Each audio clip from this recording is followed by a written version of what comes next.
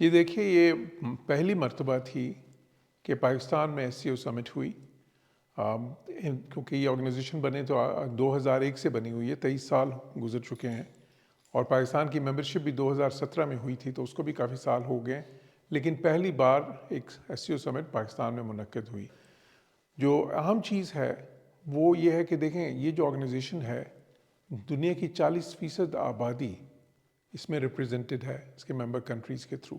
دنیا کی 32% جو اکانومی ہے، GDP ہے، وہ ریپرزینٹڈ ہے اس میں اس کے ممبرز کے تھرو۔ تو ایک بہت بڑی آرگنائزیشن ہے۔ بٹ یہ ساتھ ہی ساتھ یہ جو چاروں خطے ہیں، اس میں کنیکٹیوٹی کی بڑی ضرورت ہے،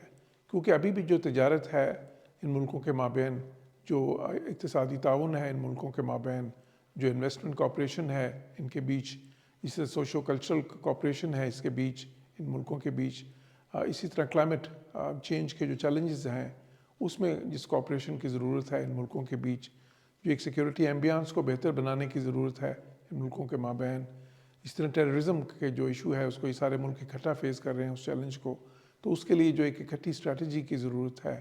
ایک اکٹھی اپروچ کی ضرورت ہے، تو اس سلسلے میں SCO ایک بہت اہم کردار ادا کر سکتا ہے۔ اس سال کا جو ایجنڈا تھا اس کا تھیم تھا اسٹرینتھننگ ملٹی-لیٹرل ڈائلاگ اور striving for piece and prosperity. تو مقصد یہ ہے کہ ان ملکوں کا جو ساروں کا ویژن ہے وہ یہ ہے کہ ایک ملٹی لیٹرلزم جو ہے دنیا میں اس کو بڑھایا جائے، یہ دنیا جو ہے اس میں جو ہے ملکوں کے مابین ایک ایکویلٹی کی فضا قائم ہو، ملکوں کے مابین ایک جو شنگھائی اسپرٹ جس کو ہم کہتے ہیں وہ کیا ہے، وہ یہ ہے کہ جی mutual respect, mutual benefit, mutual cooperation, equality and common future of development. تو یہ ساری چیزوں کے لیے جو ہے نا، اور یہ ظاہر ہے کہ یہ سارے وہ آبجیکٹیوز ہیں، وہ مقاصد ہیں جو پاکستان کو بھی بہت جو ہمارے لیے بھی کلیدی اہمیت ہے جن کی، اور یہ الائن کرتے ہیں جو ہمارے مقاصد ہیں اور جو SCO کے مقاصد ہیں اور جو CPEC کے مقاصد ہیں اور جو SCO کے کنیکٹیوٹی کے آبجیکٹیوز ہیں۔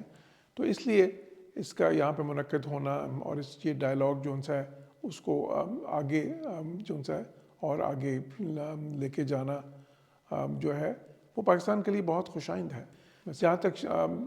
وزیر اعظم کے خطاب کا تعلق ہے تو بالکل افغانستان کی بات اس میں ہوئی ہے، اور دیکھیں افغانستان میں امن اور جو سلامتی ہے وہ بہت ضروری ہے، پاکستان کے لیے تو اشد ضروری ہے، because جب بھی وہاں پہ امن اور سلامتی نہیں ہوتے تو اس کا اسپل اوور ایفیکٹ پاکستان پہ ہوتا ہے۔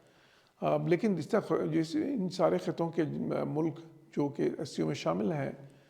وہ سارے ہی متاثر ہوتے ہیں افغانستان میں، جب ٹیررسٹ آرگنائزیشنز کو سیف ہیونز فراہم کیے جاتے ہیں، جب وہاں سے ٹیررزم ایمنیٹ کرتی ہے، دہشت گردی باقی ملکوں میں وہاں سے جاتی ہے، تو سارے متاثر ہوتے ہیں، اور ان سارے ملکوں کا یہ ایک مشترکہ پلانک ہے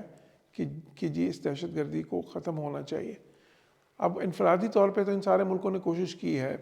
کہ پاکستان نے بھی دیکھیں کتنا زور ڈالا ہے افغانستان پہ۔ اچھا، افغانستان وعدے بھی وہ کرتے رہے ہیں اس بارے میں، کمٹمنٹس بھی کرتے رہے ہیں، لیکن وہ وعدے انفارچونیٹلی بدقسمتی سے وہ پورے نہیں ہو سکے۔ تو ابھی ایک ضرورت ہے اس چیز کی کہ ایک ریجنل اپروچ جو ہے نا جو ہو، ایک کوآرڈینیٹڈ اپروچ ہو ان سارے ملکوں کی، بیکاز اس سے زیادہ ان پہ پھر پریشر افغانستان پہ زیادہ آئے گا، اور اس میں ظاہر ہے دونوں قسم کے پریشرز، پازیٹیو بھی اور نیگیٹو بھی، اس سینس میں کہ جسے اسٹک اینڈ کیرٹ کہتے ہیں نا، کہ جی ایک طرف تو یہ بھی ہوگا کہ جی آپ کو یہ ضروری کرنا ہے ورنہ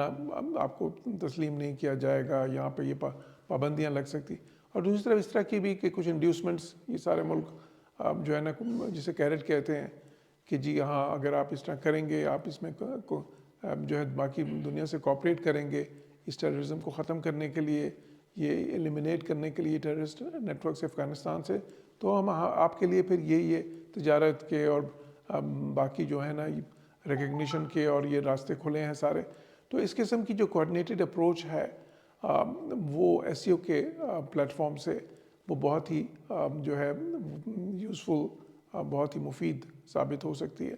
اور اسی طرف وزیر اعظم نے جو ہے نا اسی لیے ان کی تقریر میں اتنا نمایاں